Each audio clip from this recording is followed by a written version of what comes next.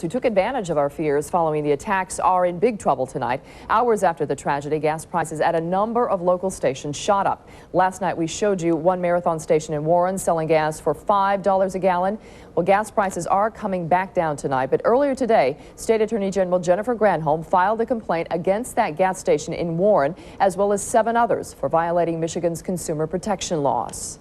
If somebody is charging $5 a gallon for gas, $4 a gallon for gas, that's something that is enough to sort of shock the conscience and to be excessive, grossly excessive. The gas station that's at 12 Mile and Shaner in Warren is one that we filed a notice of intended action against today.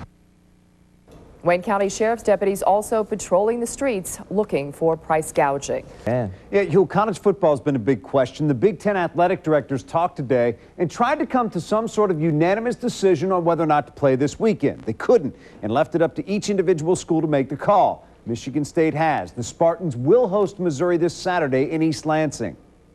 I had a chance to watch some of the news and had the opportunity to listen to Colin Powell, and he had a very good message that America should keep going and move forward, and I'm glad we're going to do that, and I'm looking forward to it. Now, as for the rest of the sports world, Major League Baseball has postponed all of its schedule until Friday at the earliest. The games missed over the past 3 days will be made up at the end of the season.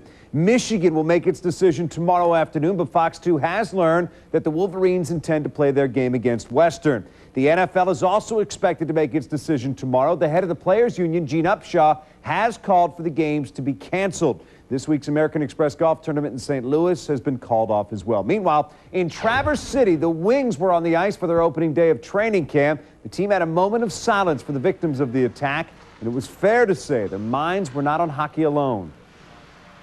Guys just want to be around the TV, find out what's going on. It was a really bizarre day, and I don't really know what to say about it, but it's just, I think everybody just totally shocked by it all and really shaken by it all. The fear of what can happen next is what gets to me. Not only can something like that happen again to us, but what are we going to do in retaliation? And I hope the president reacts with a strong arm, but a sensible one as well. And the Lions did work out in Pontiac today, not knowing whether or not they'll be playing on Sunday. You'll hear from them later in the newscast. Huel, Monica? Definitely. Midway Airlines is suspending all of its flight operations immediately. The impact of Tuesday's attacks, along with Midway's shaky financial situation, now forcing the airline to shut down completely. The closure means that about 1,700 people are left without jobs. Midway filed for Chapter 11 in mid-August. It will start trying to sell its assets to pay off its debts. All right, now the showdown is set for November. State Representative Kwame Kilpatrick and Detroit City Council President Gil Hill will face off November 6th. Kilpatrick received more than 50% of the vote in yesterday's primary in Detroit. And in the Dearborn mayoral race, incumbent Michael Guido will face Wayne County Assistant Prosecutor Abed Hammoud. They were the top 2 vote getters there. And former Senator David Jay will remain a former senator. He lost his bid to win back his old Senate seat after being thrown out of the state Senate. Republican Alan Sanborn and Democrat Carl Torito will face off in the November election. Tonight, News. Take back your power, babies. Call me now. There's no way he's going to come back. Honey, you don't need him back. Oh, but I want him back. I love him. Is there any chance? I love you to death, but I am not going to lie to you. He is not coming back this time. I just want him back because I love him. No, that is not it. You know what it is? You don't want to be by yourself. Yeah. You deserve better. You don't need him back. Okay, sweetness? How does it feel to you, Miss Cleo, when someone wants something to happen so badly, but you just don't see it? I mean, it's heartbreaking. Sure. That same question she asked me, because she hoping at one point Miss Cleo going to change her mind. She's got to change her heart. And one of the things that lends so much credence and validity to what you do is you don't tell people things that you know are going to make them feel better. You give them the real deal. And hey, she's giving you the real deal, folks. You got to be able to handle it. Get honest answers. Call me now for your free reading. Call 1-800-417-7822.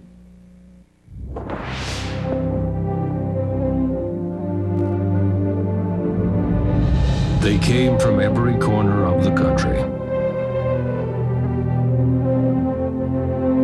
From small towns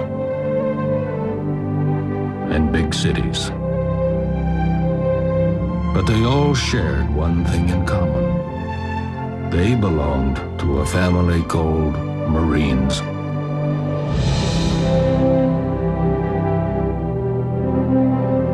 A tough and determined few, dedicated to protecting everything we hold sacred. And still they come.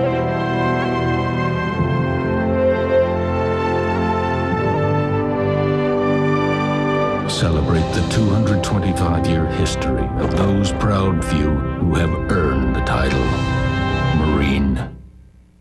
The worst act of terrorism in history. Oh my God, another plane just hit. For complete coverage of the attack on America, stay with Fox 2 News. News that works for you.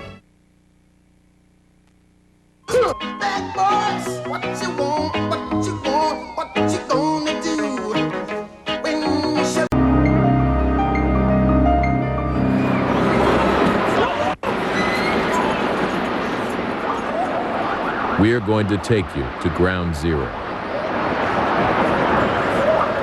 You'll see the catastrophic events unfold at the World Trade Center. Much of it shot by everyday citizens who were there and told by dozens who survived. Come on, miss, get in here. Get away from the glass. Oh, my is out there. My is out there. Miss, stop. Worry about it. The whole building, watch the debris come down the street. Don't open the door. Get away from the windows. Get away from the windows. Don't open it. There it comes. Get behind. Oh my God, thank you, thank you, thank you. Jesus. Oh my God. Oh my God.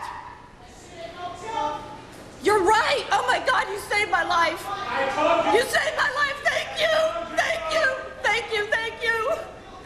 I covered a lot of sound that, miss. Thank you. Thank you. MSNBC investigates 24 hours at Ground Zero. This is an exclusive look at the first 24 hours of the worst terrorist attack in our history.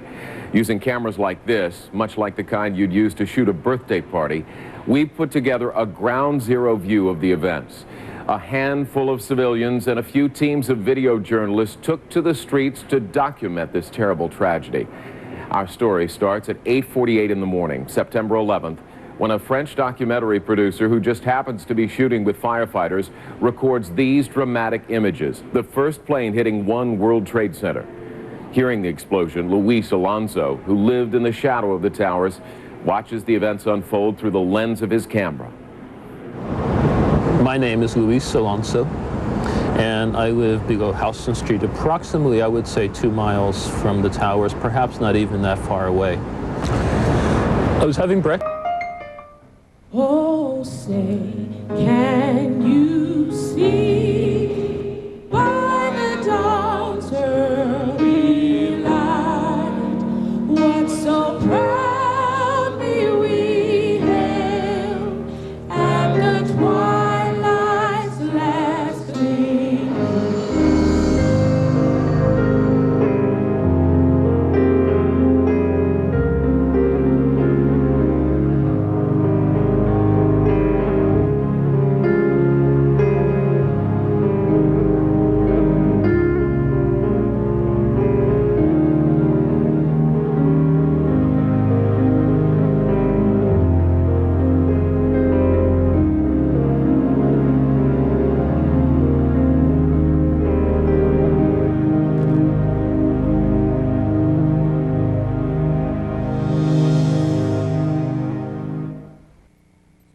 The UAW says Gil Hill has the right combination of skill, expertise, and vision to lead Detroit forward. The Detroit police say his record of leadership on public safety is unmatched.